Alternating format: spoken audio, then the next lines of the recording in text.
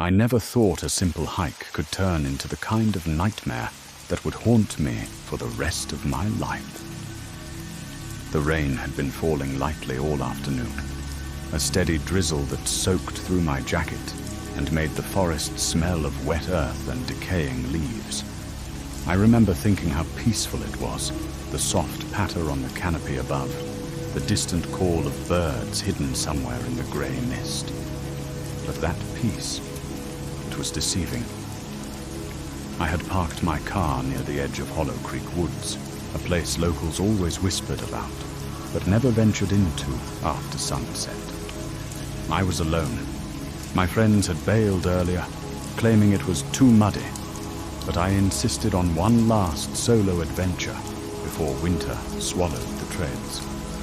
My boots sank slightly with each step into the soft mud, leaving uneven tracks that disappeared behind me almost immediately as the rain blurred the edges. The deeper I went, the darker it became, even though it was only late afternoon.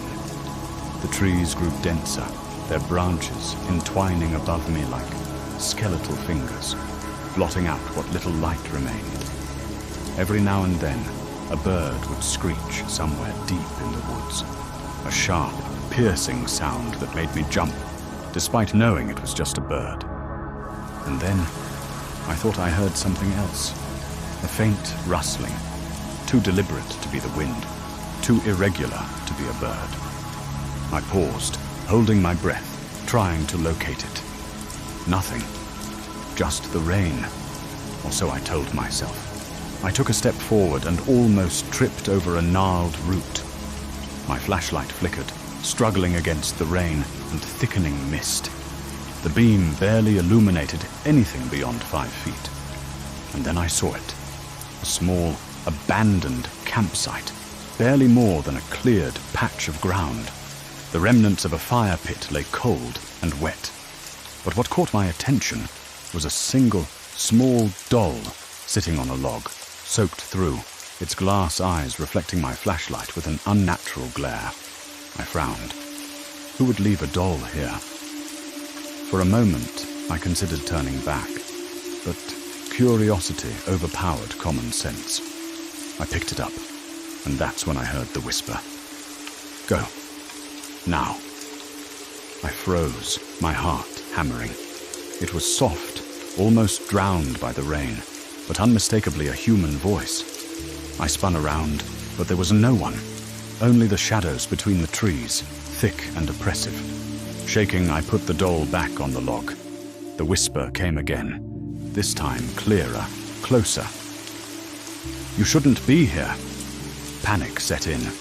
My steps quickened, and I broke into a jog, my boots squelching in the mud. The forest seemed to stretch endlessly, each tree looking identical, each shadow deeper and darker than the last. Then I noticed something horrifying. The trail markers I had relied on were gone. Every marker, every tree I recognized had vanished, as if the woods themselves had swallowed them whole. I ran, and that's when I realized the sound behind me wasn't just the forest. It was footsteps, heavy, deliberate, matching my pace, always a step behind. I dared not look, fearing the face I might see. My flashlight flickered again, and I lost sight of the path entirely. I could hear the rain pounding harder now, drowning out every rational thought. A clearing opened up in front of me, and I stumbled through it, breath ragged. In the center was a small cabin, broken and decrepit, smoke curling faintly from the chimney. Relief flooded me. I wasn't alone. I approached cautiously, hoping to find someone, anyone who could help me get back to the main trail. The door creaked as I pushed it open, and inside, the smell hit me first. Damp wood, rot, and something far fouler I couldn't place. The room was empty, save for a circle of chairs arranged around a single, wet patch on the floor that looked disturbingly like a stain, like something had been dragged. My gut twisted. I turned to leave, but then I heard it. That whisper again.